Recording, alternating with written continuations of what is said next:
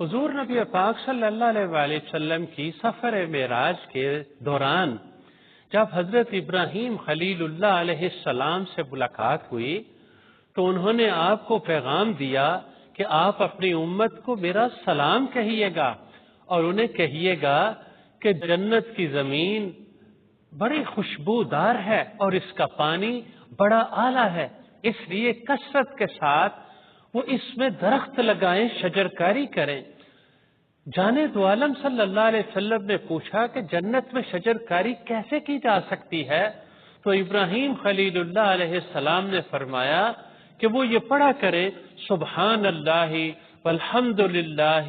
ولا الہ الا اللہ واللہ اکبر ولا حول ولا قوت الا باللہ العلی العظیم، تو جنت میں درخت اور پودے لگتے جائیں گے۔